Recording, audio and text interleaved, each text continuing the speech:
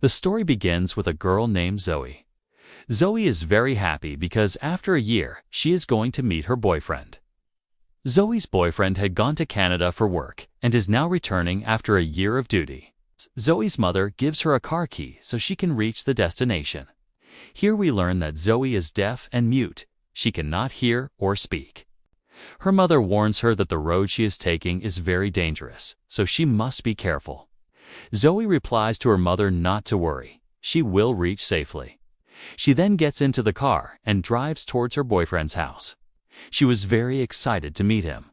On the way, she sees a shop and stops the car there. It is a gift shop owned by an old man. He was selling handmade items. Zoe buys some gifts for her boyfriend from the old man. Afterward, she climbs on top of her car, takes a selfie, and sends it to her boyfriend so he knows that Zoe is on the road and will arrive soon. Dean, Zoe's boyfriend, is very happy to see his girlfriend's picture. Zoe then continues on her way to her destination. While driving, she was using her mobile phone, causing her attention to drift from the road. Just then, an injured man suddenly appears in front of her car. Zoe slams the brakes, causing her car to lose balance and stop some distance away, but the man's life is saved. However, when Zoe looks outside, the man collapses. Zoe thinks of saving him. She then sees a group of gangsters chasing another man. That man falls while running. The gang then runs him over with a car, crushing him to death. This sight suffocates Zoe. And now, the gang members are approaching Zoe. At this moment, Zoe could have started the car and driven away, but she doesn't. She wanted to help the injured man lying on the road, so she quickly gets out of the car and puts the man in her car. Before she can drive away, the gang members arrive. They grab Zoe and start harassing her. They then brutally kill the injured man right in front of Zoe's eyes. Seeing this, Zoe gets very scared and starts running away. But the gang leader, whose name is Trey, shoots at Zoe. The bullet hits Zoe's leg so she cannot escape. Zoe falls right there after being shot. They then take Zoe to their hideout. There, they tie Zoe to a cot with barbed wire. The barbed wire digs into Zoe's hands. They torture Zoe very badly, and Zoe writhes in pain. Meanwhile, Zoe's boyfriend is worried that so much time has passed and Zoe hasn't arrived yet. So he messages Zoe repeatedly. But there is no reply from Zoe. Just then, his eyes fall on the last picture Zoe sent. In that picture, he sees a signboard, and from that board, he learns Zoe's last location. He immediately calls the police and gives them Zoe's location, asking them to find her. On the other hand, the gang members physically torture Zoe one by one and leave her in a terrible condition. Zoe was in unbearable pain. Trey tells Zoe that she is not the first girl they have done this to. They have tortured and killed many girls in the same way before. He says that the entire area is ruled by them. Trey also says that he is the grandson of the man who wiped out the Apache tribe. He then opens a cupboard which contains severed human skulls. He says that all these skulls belong to the Apache tribe, which his grandfather cut off during the war. He takes one skull from among them, shows it to Zoe, and says it is the skull of the leader of the Apache tribe. Hearing all this and seeing the skulls, Zoe gets very scared. What Trey was saying was completely true. In fact, from Trey's words, we learn that his grandfather was a colonel in the army. 100 years ago, when there was a war between American soldiers and the Apache tribe, Trey's grandfather mercilessly completely destroyed the Apache tribe and preserved their heads, severed from their bodies, as a symbol. Trey also follows his grandfather and tortures innocent people. After some time, they realize that Zoe cannot speak. So one of the boys among them says, "We shouldn't give her any more pain. Let's just kill her now." But the gang leader, Trey, says, "Not so fast. I have to torture her more." After this, they make a bet and start playing cards. Trey says, "If I win this game, I can do whatever I want with this girl. And if you win, then you will kill her." His companion agrees to Trey's words and they start playing. Zoe, tied up in the other room, also hears all this. Zoe understands that if she stays tied up here, she will eventually die. So why shouldn't she try to escape? While they were busy playing the game, Zoe somehow frees herself from the barbed wire and quietly starts to get out of the place. Meanwhile, Trey's friend wins the game. This means Zoe will now be killed. He takes a knife and goes to kill Zoe. When he reaches Zoe's room, he sees that Zoe has freed herself and escaped. He starts looking for Zoe and sees her from afar. He catches Zoe and stabs her several times with the knife, as a result of which Zoe dies right there. The next day, the old man who was selling handmade items on the roadside was wandering with his dog. Just then, his dog sniffed its way to a dead body that had been buried in the ground. When the man pulls out the dead body, he realizes that it is the girl who bought things from his shop a few days ago. The man then brings Zoe's body to his house and mixes some herbs to make medicine and applies it to her wounds. Here we learn that this old man was also a member of the Apache tribe. This old man chants some mantras through which he learns how brutally the oppressors killed this helpless girl. The old man then starts performing black magic. He recites some spells and performs a ritual to bring the soul back into Zoe's body. After a while, Zoe's body suddenly rises into the air. In fact, a soul had truly entered her. Zoe's face became very terrifying. Her eyes turned black and she attacked the old man. But the old man quickly throws something at Zoe and makes her unconscious. Meanwhile, Zoe's boyfriend now goes out to look for her himself in his car. He arrives at a hotel in that area. Next, we see Zoe. When she regains consciousness, she has arrived in the city area. Here, she sees a public telephone. Zoe quickly calls her boyfriend from that phone and tells him that she is alive and completely fine. Because a spirit has entered Zoe, she can now speak too. Zoe's boyfriend cannot believe his ears hearing her voice. And now that he knows Zoe is alive, he is very happy. Then their connection gets cut off. Now Zoe's boyfriend finds the location of that public telephone and drives towards that location. Zoe was still present at that place. Just then, a police officer spots Zoe. Zoe approaches him to ask for help. But then she sees that the police officer is none other than one of the gang members. Seeing him makes Zoe very angry. And this is where the real revenge begins. Zoe follows the police officer to a club and stands behind him. When this gang member sees Zoe, he gets very scared. He can't believe his eyes how this girl is alive again. They had killed her. Then Zoe's eyes turned completely black again. It seemed as if an evil spirit had entered her. Here, the gang member attacks Zoe. But Zoe is not the old Zoe now. Zoe starts beating him very badly, causing him to scream. Then Zoe stabs his stomach with a glass bottle and kills him by pulling out all his internal organs. Here, the club owner also starts shooting Zoe with a weapon, but Zoe throws a chair at him and knocks him unconscious. In the next scene, Zoe's boyfriend arrives at the public telephone location. He sees that the police have arrived here. He asks the police about Zoe. In response, the police officer says that a police officer has been murdered here, and the person you are looking for is not here. And just then, Trey also arrives there with his gang.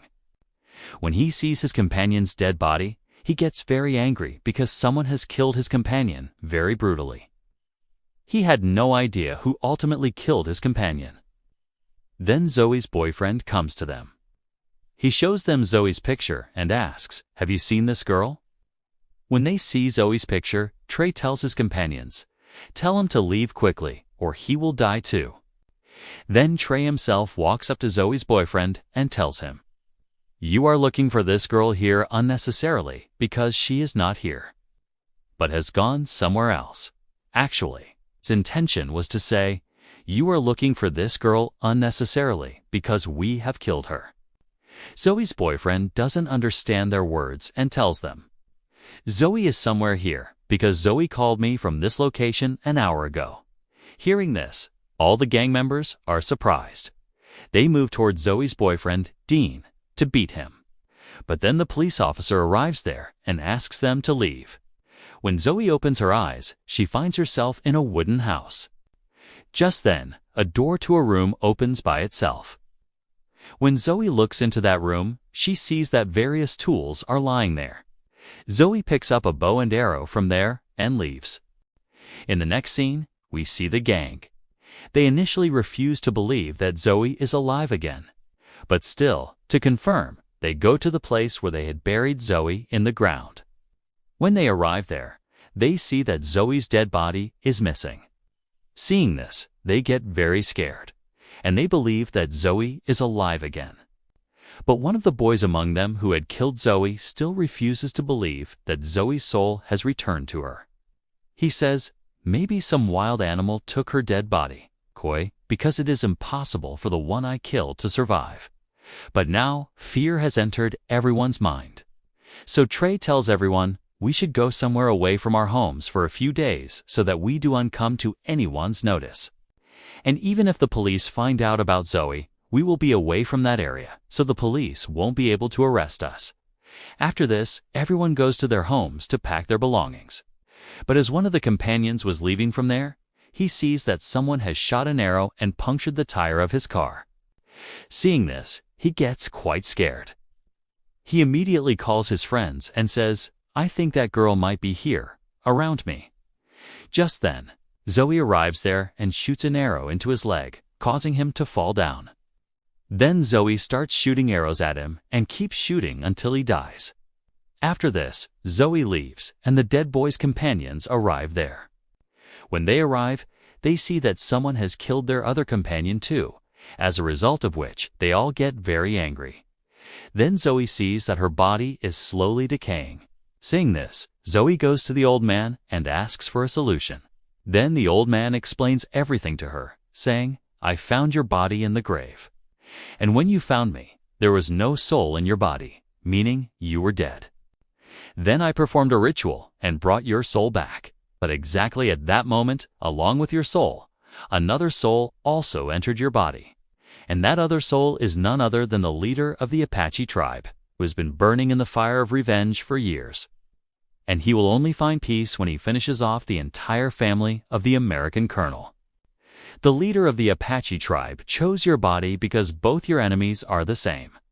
The old man also tells Zoe, your body is decaying.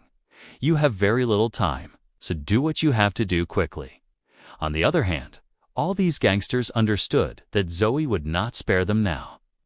So Trey plans to kidnap Zoe's boyfriend so Zoe will come to them herself and they can trap and kill her. Meanwhile, Zoe's boyfriend misses her and is very sad, and he was crying. But just then, Trey and his companions arrive there and start beating him. They then pick him up, put him in their car, and start taking him away. But just as they were leaving from there, Zoe arrives and shoots an arrow into the neck of one of Trey's companions, as a result of which he is seriously injured and bleeds profusely.